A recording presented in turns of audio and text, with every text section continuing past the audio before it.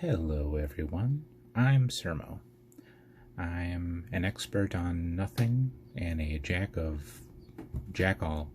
Join me as I blunder generally towards technology solutions that hundreds, if not thousands, have already figured out before me.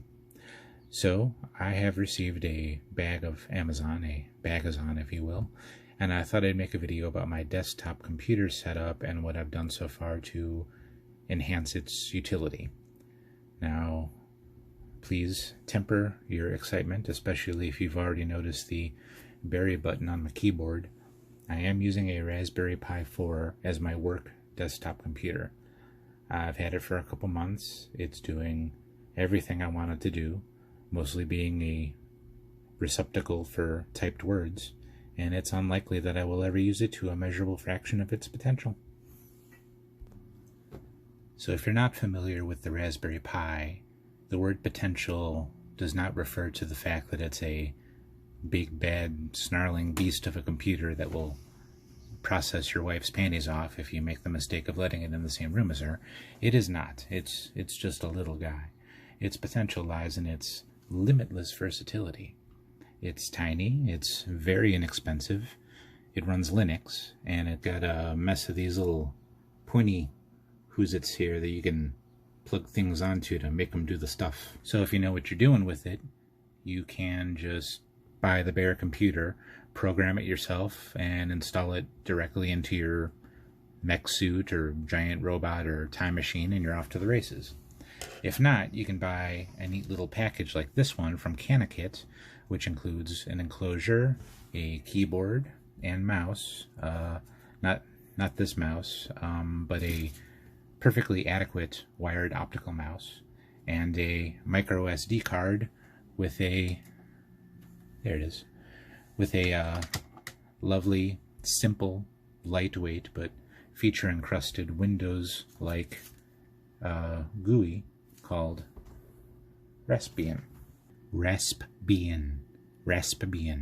Build of Debian Linux, made specifically for the Raspberry Pi.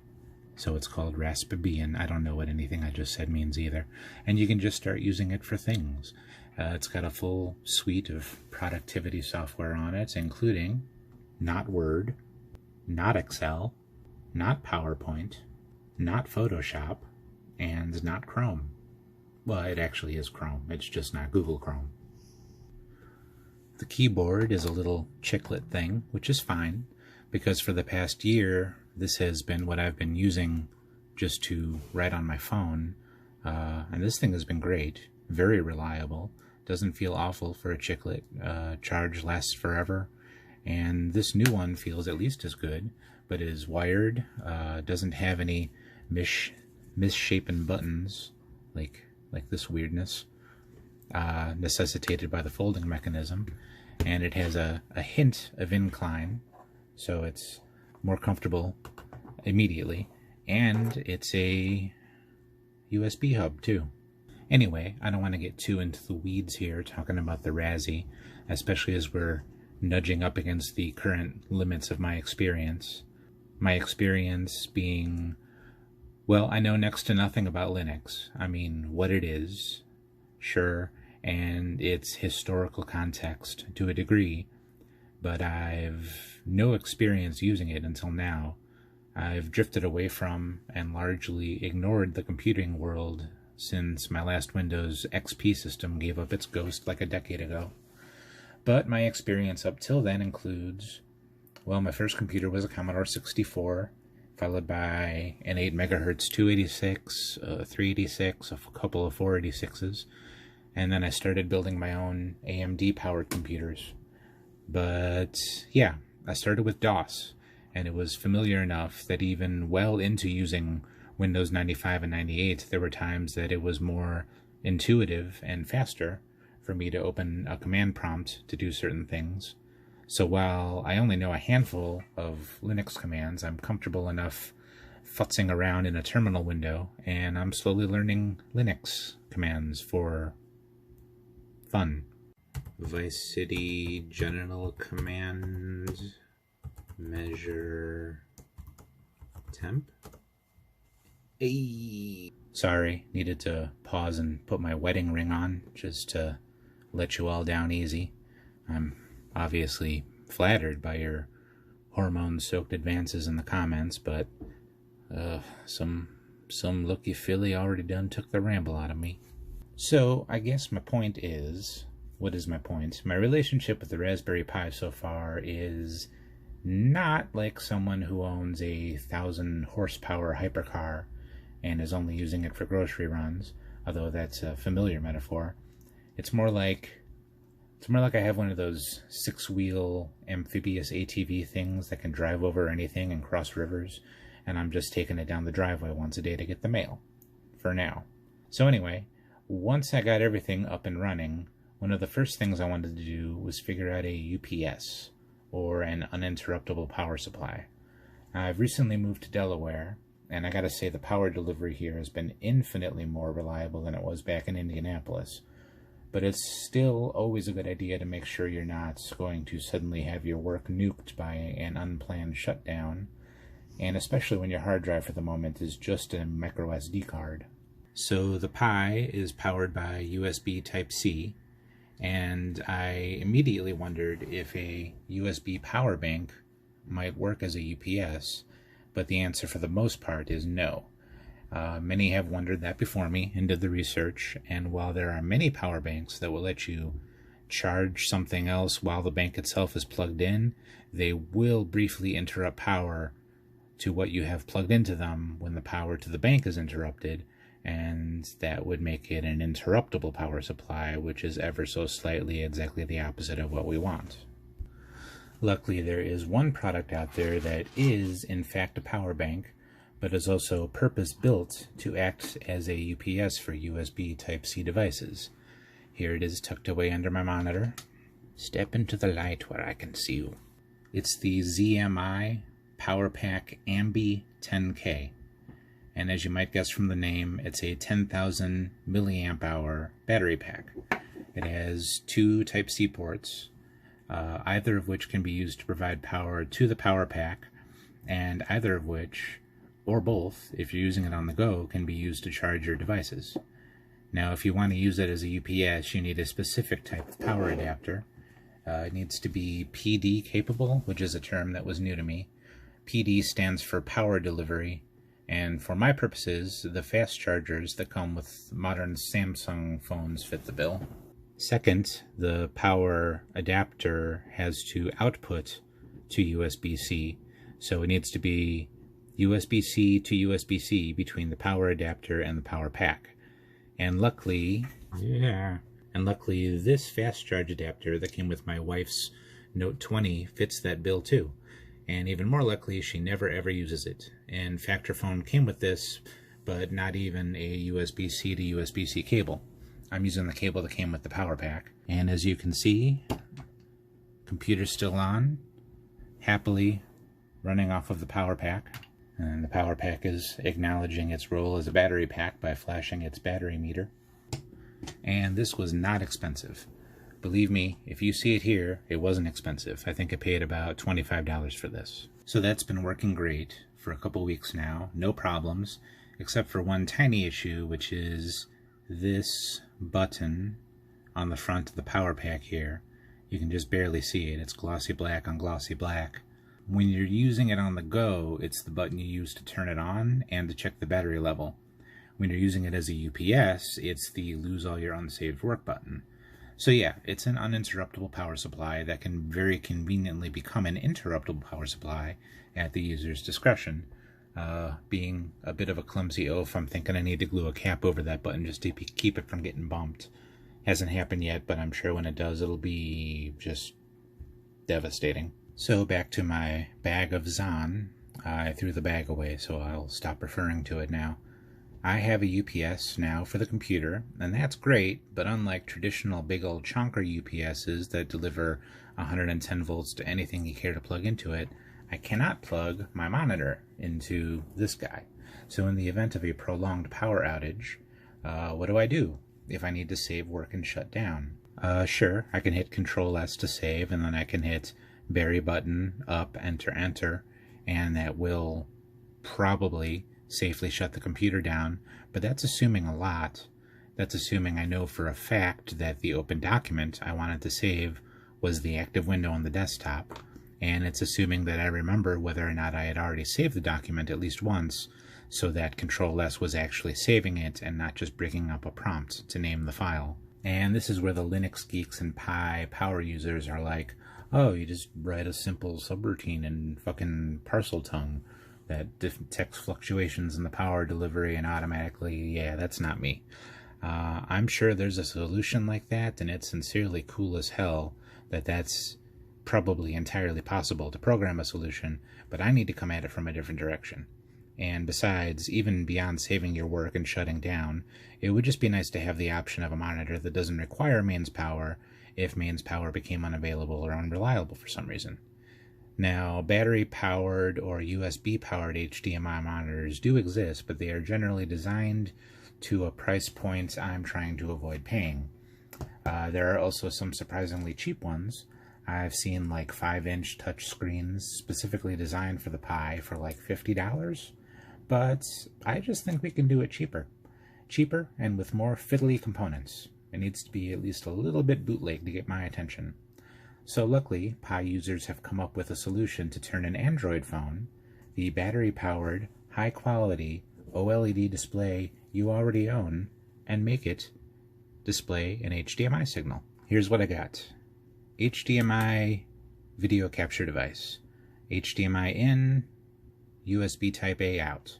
And the one that I got comes with a OTG or on-the-go adapter needed to connect it to my phone, be it micro USB or USB-C, $13.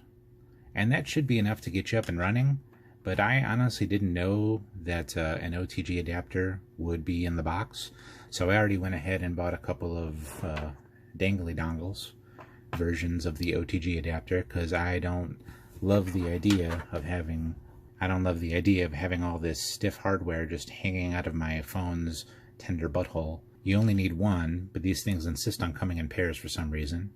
And these adapters let you plug any old USB thingy that you might plug into a computer into your Android phone, be it external storage or a keyboard and mouse. So you can see here it's USB Type-A receiving on one end and whatever fits in your phone's butthole on the other. In this case, micro USB focus. Take my word for it. Because ideally I wanted this to work on my old Galaxy J7 and maybe even on an old HP tablet. $8 for the pair. So if this works, it's a $21 solution. Blackjack? I also bought some that work with USB Type-C because certainly I'd be trying this with my Samsung Note 9. And again, I had no idea that these would be in the box with the HDMI capture thing. $10. Again, for the pair. Man, I am just lousy with OTG adapters all of a sudden. And that reminds me, there are a couple of things you need to consider regarding the device you're going to use for this. First, apparently not every Android device out there supports OTG. Apparently some of the more puritanical models out there think that your phone's butthole has one purpose, ordained by God, and any other use is an abomination. I have no idea how likely yours is to support OTG or not, but the fact that this budget Galaxy from several generations ago, as does this ancient cheapo HP tablet running KitKat, suggests that probably most devices do, but do check and make sure yours does before you throw any money at this. Second, your Android version matters to some degree. My Note 9 runs Android 10, and while the phone does support OTG, Android 10 and 11 do not get along well with the app I want to use to view the incoming video signal. The app, by the way, is called Endoscope HD Camera by Novotech Industries Limited, but once it's installed, it simply shows up as OTG Camera. There are several apps out there that may work for this to varying degrees, but this seems to be the only one that isn't choked with ads and will show a reasonably crisp picture so that you can still read text and stuff on your now comically tiny computer monitor. I know the 3.1 rating probably isn't very encouraging, but that number seems to be reflecting a recent slew of grumpy ratings from people who tried to get it working on Android 10 or a later device, you'll get a message saying that an updated app is available, but you have to download and install the APK from outside the Play Store, and it offers a button to let you do that. Understandably, that's going to be a hard no for a lot of folks, but I went ahead and tried, and absolutely nothing happened. So I'm just going to let that go for now. I record with the Note anyway, so getting that working isn't a huge priority. Okay, let's try and put this together. Got the dingle-dangle dongle to the HDMI adapter, HDMI adapter to the HDMI source, and to the butthole, and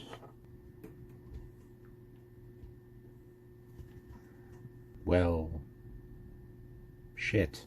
Maybe it's a bad dongle?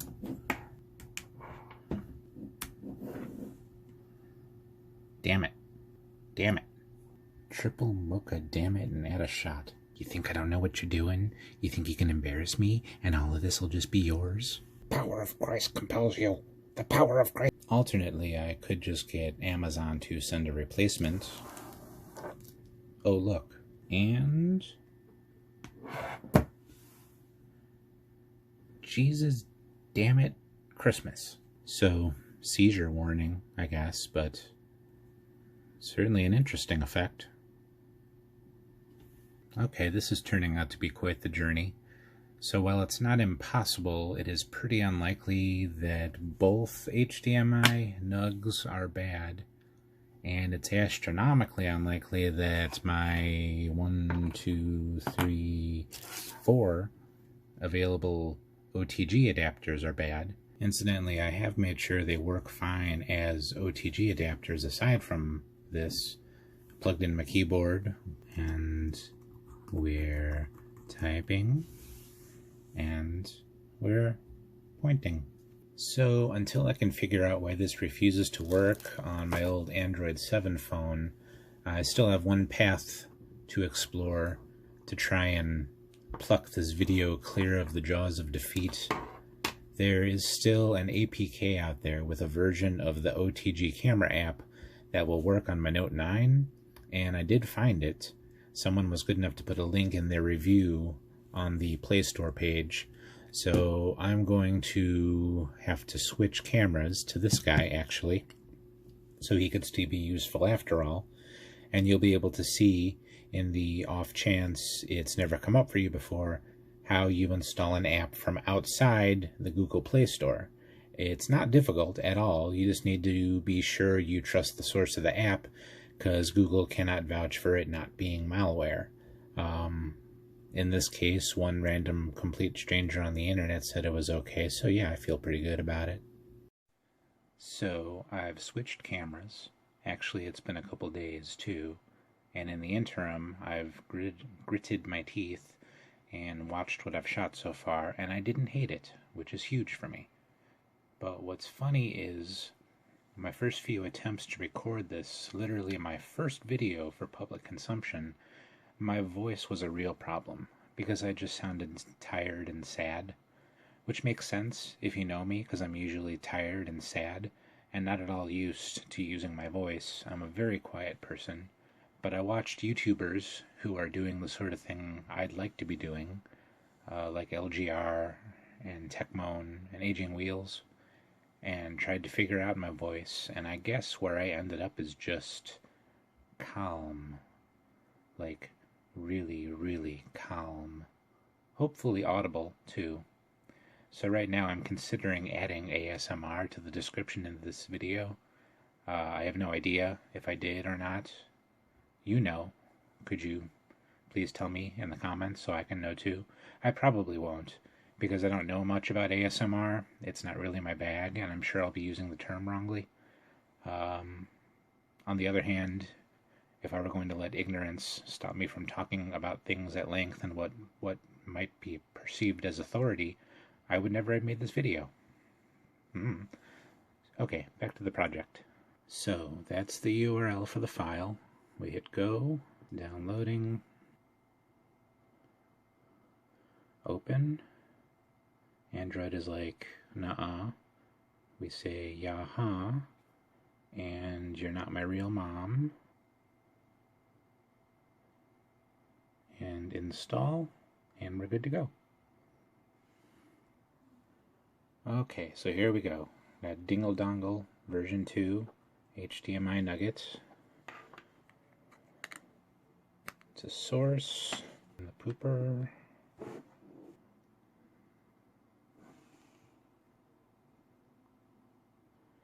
Oh, thanks, sweet Christ. So yeah, this is exactly what I was hoping for. It's a nice, clear picture, tiny, obviously, but you can zoom in and read stuff easily, or zoom out and read stuff easily if your eyes are good enough.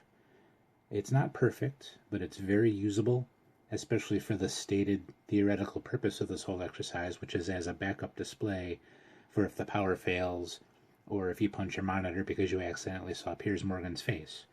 So if you ignore the parade of bullshit we had to weave through to get here, it's actually a really easy, inexpensive way to use an Android device, this one anyway, as an HDMI monitor for as little as $13, or $23 with the dangle. I wish I had a device running Android 8 or 9 to try this on, although I would think if the version of Android was the problem, then it would just work or not work instead of working but being corrupted. If you give this a go, let me know in the comments which device you tried it on and whether or not it worked for you. And I hope you'll subscribe and come back, because this whole odyssey has given me a pretty good idea for a follow-up video. Because the fact that I ended up using my Note 9 as a tiny monitor for my tiny desktop computer is actually a little ironic, because the Note 9 itself is a tiny desktop computer. That's next time on Cermo Goes Around His Ass to Get to His Elbows. Thanks for watching.